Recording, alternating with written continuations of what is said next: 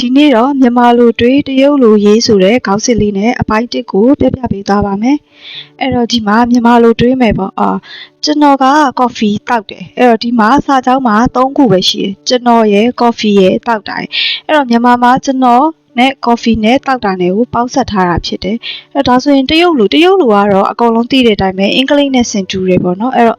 ကျွန်တော်ကပြုတ်လုတဲ့သူဖြစ်တဲ့အတွက်ကျွန်တော်အတိုင်းပဲ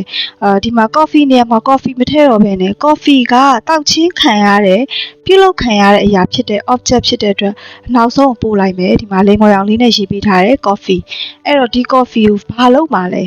ပြုတ်လုတာ verb ဖြစ်တဲ့အတွက်အလယ်မှာနေမယ်တောက်တယ်အဲ့တော့ကျွန်တော်ကတရုတ်လိုတွေးလိုက်မယ်ဝေါ်တောက်တာက coffee က咖啡အဲ့တော့ကျွန်တော်တောက်တယ် coffee တကယ်ကတော့ကျွန်တော် coffee ကိုတောက်တယ်ဒါပေမဲ့တရုတ်လိုရေးတဲ့အခါကျတော့မြန်မာလိုတိုက်ရိုက်ရေးလို့မရတဲ့အတွက်我喝咖啡ဆိုပြီးတော့ရေးရတယ်ဟုတ်ပြီဒါဆိုရင်နောက်တစ်ခုသွားမယ်ပေါ့နော်သူစာအုပ်ဖတ်တယ်ဒီမှာလဲရိုးရှင်းတဲ့ sentence လေးပဲပေါ့နော်သူစာအုပ်ဖတ်တယ်3ခုပဲအဲ့တော့သူကတော့သူအတိုင်းပဲဒီမှာစာအုပ်ကဖတ်ချင်းခံရတဲ့အရာဖြစ်တဲ့အတွက်နောက်ဆုံးပို့လိုက်မယ်ပြီးတော့မှပြုတ်လုတဲ့ဖတ်တီကိုအလယ်မှာထည့်တယ်အဲ့တော့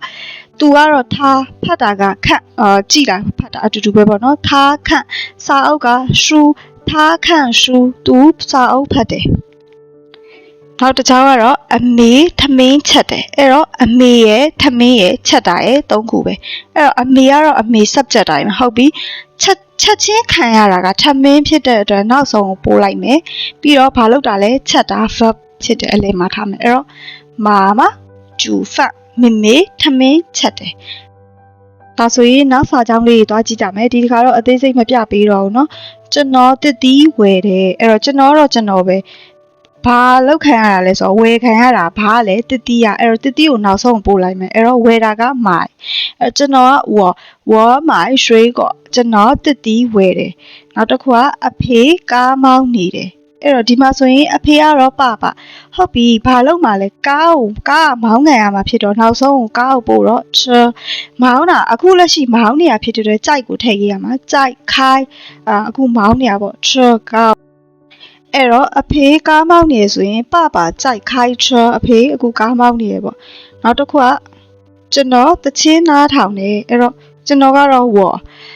ပြီးတော့ဘာလို့ရတာလဲဆိုတော့နားထောင်ခံရတာဘာလဲတချင်းကိုနောက်ဆုံးပို့လိုက်တော့音乐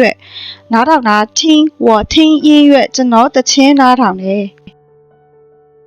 ဒါဆိုရင်အခုဥပမာစာကြောင်းလေးပေါ့ကျွန်တော်ရုပ်ရှင်ကြည့်သည်သူအလုပ်သွားသည်အကိုကဘတ်စကတ်ဘောကစားတယ်ကျွန်တော်ဖုန်းသုံးတယ်အမကမစ်ထီတောက်တယ်ပေါ့ဒီမှာအဓိပ္ပာယ်ကိုမသိရင်တော့ dictionary ထဲမှာရှာလို့ရတာပေါ့အင်္ဂလိပ်တရုတ် dictionary မှာကျွန်တော်ရိုက်ရှာလိုက်အိုင်းဆိုပြီးရှာလိုက်ဝေါ်ဆိုပြီးတော့မှထွက်လာတာပေါ့အဲ့တော့ဒါလေးတွေကိုရှာပြီးတော့အဖြေလေးဖြေကြည့်ကြပါအခုနောက်ဆုံးမှာတော့အဖြေလေးပေးထားတယ်ပေါ့တက်နိုင်တဲ့လောက်တော့အကုန်လုံးအဖြေမကြည့်ဘဲနဲ့အရင်ဆုံးရှာကြည့်ကြပါနော်